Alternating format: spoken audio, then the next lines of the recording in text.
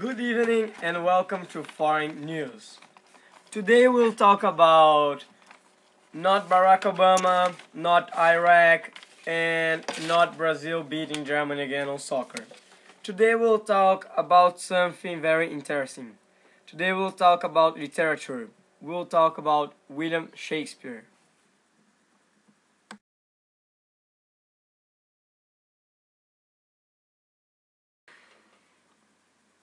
Shakespeare's life is sketchy, filled with more questions than answers. He was the third child of 8 and the eldest surviving son of John Shakespeare and Mary Alden. His father John was a successful glover and alderman. You don't know his exact birthday, but he was baptized on April 26 in 1564, so you can guess that he was born on April 23rd. But it's a kind of controversial, because he also died at the same day in 1616. He was born in Stratford-upon-Avon in England. There are no records of William Shakespeare's education, but he probably attended the town school where he would have been taught in Latin, history, poetic arts, and moral teachings.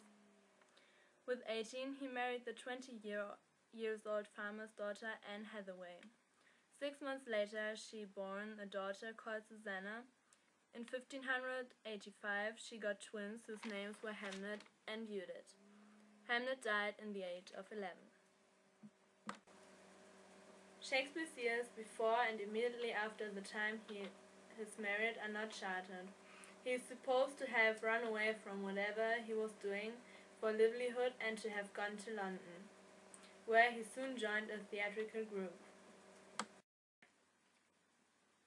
His first connection with theatre was as a horseholder. Thereafter he became an actor, a writer, and a director. Shakespeare's plays were performed just by the Lord Chamberlain's men, a company owned by a group of players including Shakespeare. After the death of Queen Elizabeth in 1603, the company was awarded a royal patent by the new King James III and changed its name to the King's Men. In the age of 46, Shakespeare went back to Stratford as a wealthy man. After 1606–7, Shakespeare wrote fewer plays, and none are attributed to him after 1613.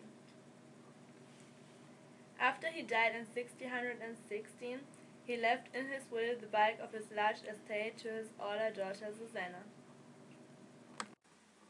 Now there are some advantages of Shakespeare. The English were proud. They have defeated the Spanish Armada, what made them want to learn about their history.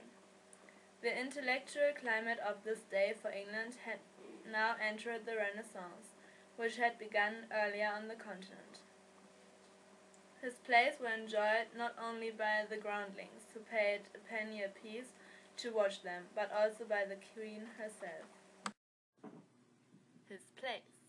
His plays were traditionally divided up into the genres of tragedy, history, and comedy. They have been translated into every major living language. His most famous plays are Romeo and Juliet, King Lear, Macbeth, A Midsummer Night's Dream, The Taming of the Shrew, Hamlet, Julius Caesar, Othello, The Tempest, Twelfth Night, The Merchant of Venice, and Richard III.